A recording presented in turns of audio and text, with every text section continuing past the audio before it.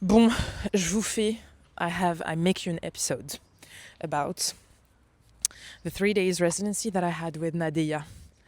Man, I thought that I would have time or that I would go back to my notes and sort of like, have a thread, have a direction of where it is that I was gonna take you, but I think I'm just gonna go day by day. Or maybe not. Maybe it's just gonna go everywhere because that's how I do things anyways. But vraiment, this is the most beautiful thing I have ever experienced in my life. This is the most beautiful program / residency that I have experienced in my life. 3 days, very, very, very intense. It wasn't just dance. Like we had, if I just talk about the logistics, 5 hours a day of training and 15 minutes break, okay? Mixed with circle, where we shared, but this was more at the end of the session of each day. Each day has a specific theme, and day 1 was rituals, day 2 was roots, and day 3 was recall. And it was called Ancestral Movement, AMR, Ancestral Movement Recall Lab. Donc c'était vraiment un laboratoire. Déjà, first of all, when I tell you that I wanted to have this, experience this, and create this for such a long time, I was so happy to see that she, of all the people, was doing it. I even shortened my time to Amsterdam to come back. There was an application process, and what I loved about this is that she asked questions about what it is that we wanted to contribute.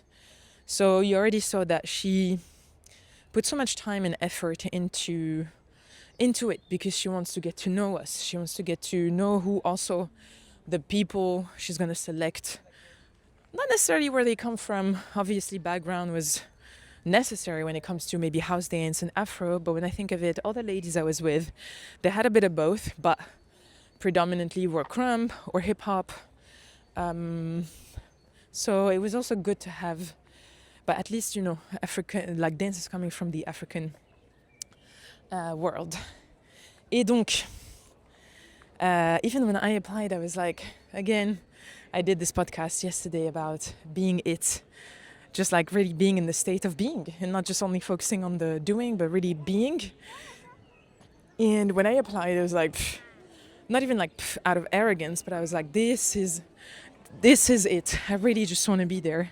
And I am going to be there, and I am there, not even like I am going to, but I am there. I am spending some time there. I am having this experience. I am experiencing this. And so the application process for me was like, oh my God, she's asking questions. I can write. Mais vas-y, let's go. We do a whole philosophical essay. She was like, just a few words. If I look at the length of my email, I'm just hoping she read everything, but I think she does. She did. But it was just a fucking essay, bro. But anyways, just the application process for me was like, she cares, and it is precious because it's also a space where she's going to give a lot. And when you are giving that much, I think that you also want to make sure that people can receive that, and not misuse it or misread it, or just, be in a position where you just take and not give. Because, hello, from teacher to teacher, I completely understand her point of view. And for me personally, being a teacher, because once a teacher, always a teacher, even if I don't exercise anymore, or at least not yet, you want to have that kind of people. So it really, really resonated with me that she took the time to do that. And, oh là là, les Chaumont, it's hilly, hein? Hilly Chaumont. And so having that for me was already very much encouraging, even though I knew the person. Like, I have met Nadia during COVID, actually. I've heard about her, but I've never had the opportunity to learn from her because she was in Paris or traveling and I was already in Amsterdam. And so when she started teaching online, I was like, allez, j'y vais. And even then, in her room, I remember the exercise that she gave us, the way she was guiding us through the music, the way it was all about feelings first, about being in your body, about just movement, more than just steps and foundations and all these kinds of things, for me resonated 100%.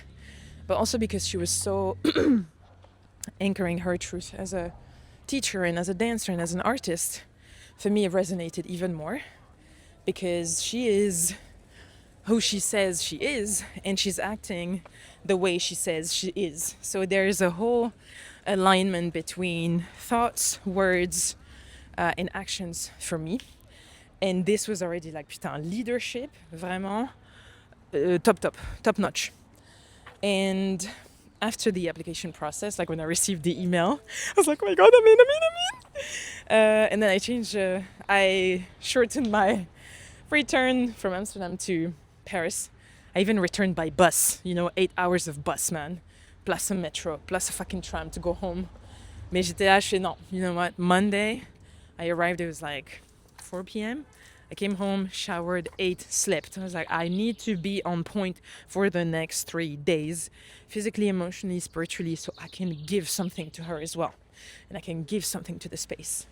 Et en vrai, the next 3 days, like the way she introduces the sessions, the classes, it was really like ancestral movement recall lab. The way I got to understand it is really coming back to your essence as a person. And before all the titles, before all the labels, and really remembering. And for me, when people would say, you need to remember, I'm like, remember what? For me, it always felt like an unfinished sentence until I experienced this with her. And it's really remembering who you are as a person, as a mover, as a dancer, as an artist, as everything. And I think more as a human being, that really coming back to your body knows, your body holds. And for me, it was like your body holds so much. Your body keeps the score. And those 3 days, we used different elements, water, earth, and air. And obviously, the hypersensitive in me cried so much. There was an exercise where we literally walked to waken up the body. I cried 2 days in a row, okay? Every time I would speak or share something, or I would cry. And obviously, I think it's just also because my dad has been visiting me for a good month now. I really have these moments where I'm just either at the gym or at home, or I see something, even being at the house now, because this is where I grew up. And this is my room, and these are things like when I look sometimes at at the cupboards that he built, it just reminds me of him and of a lot of different things that he did. And I get to understand that regardless, like I think last year, obviously I had a lot of anger, I think it was just a lot of anger. Then it moved to sadness, then obviously all the stages of grief and everything. And I think I didn't cry that much anyways. And then now maybe it's the other way around after 1 year and celebrate. Since we celebrated his 1 year anyways, I'm just very much always fucking crying. Obviously I'm hiding it from my mom. Mais this is really what came back.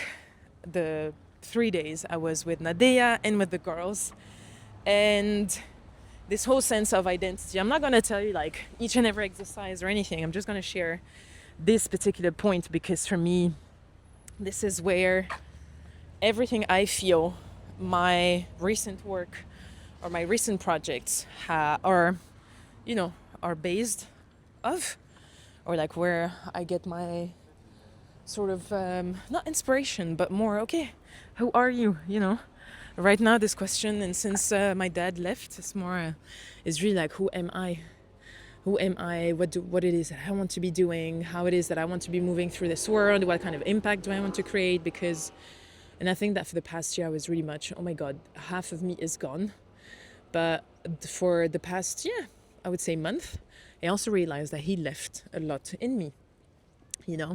I don't think I've done this episode about him, but I realized that obviously I take a lot from him. I always thought that I didn't really have much from him apart from the physical attributes, but even personality-wise, I have a lot from him.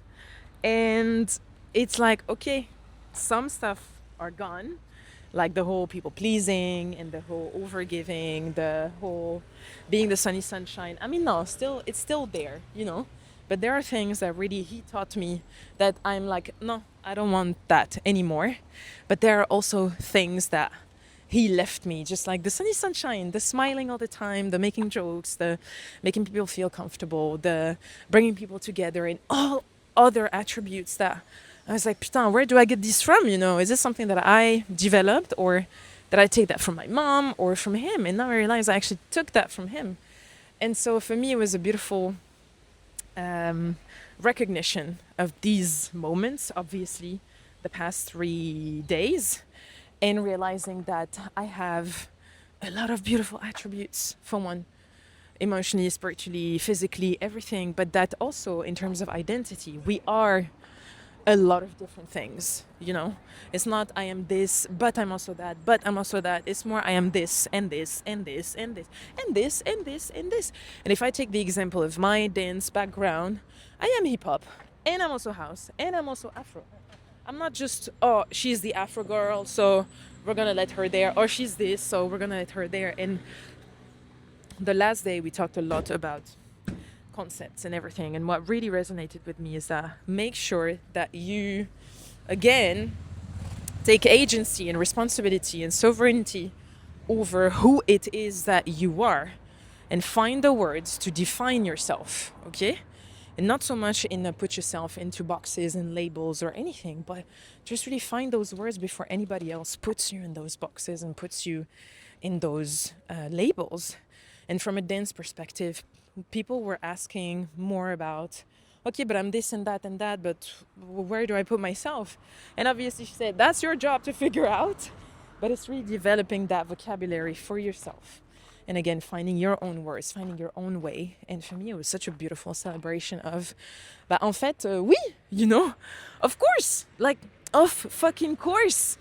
And it is now making so much, I mean, it's making even more sense for me to just keep doing what I'm doing and going towards the direction that I want to go, especially with the playground and with how I want to do business in the future. And, you know, because I was struggling a bit maybe the last few months, because let's be honest, using your voice on a podcast and then being on social media and then making videos as well, it's like you putting yourself out there, and there's this sense of people seeing you, okay? And I think I'm gonna be super honest, doing all of this is not for people to see me or like I want to be seen, but it's more I want to be seen from a different perspective also. Not just the sunny sunshine girl who's dancing and hyping and screaming and creative and all these wow, you know, but who also has depth, you know, because I know I do. All right, otherwise it wouldn't be 60 beautiful people listening to me every week.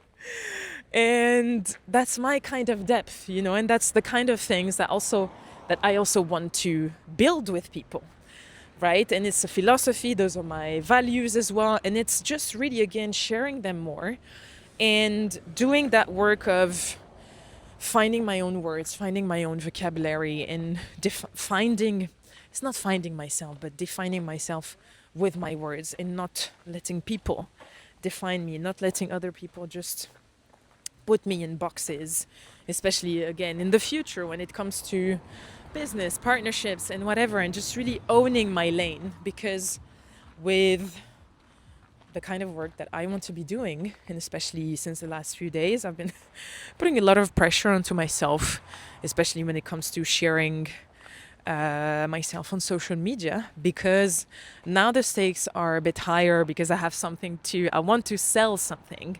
I want to invite people to my playground and it's official, you know, I've put the name out there. It's like, ah ouais, c'est bon, you cannot back down now. Let's go fucking bitch, you know.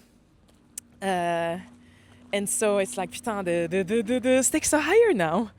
And at the same time, are they, you know, because if this is where it is that I want to go, and having this vision of bringing people into that space, into my world, I think it's also this, really owning the fact that I want to bring people there, and that not a lot of people will maybe like it, or like me, or like this new version of me, and really being okay with that as well. Because I think what these 3 days also confronted me with a bit is the fact that I always wanted to please everyone. I always wanted to be liked by everyone. I always wanted to belong, and just, it's human, right? I am someone who cares a lot And being in that space where she was really looking for our own individualities and just really making sure that whatever it is that we did was coming back to the no fluff of ourselves, which is simple movements. The way we did movements as well is from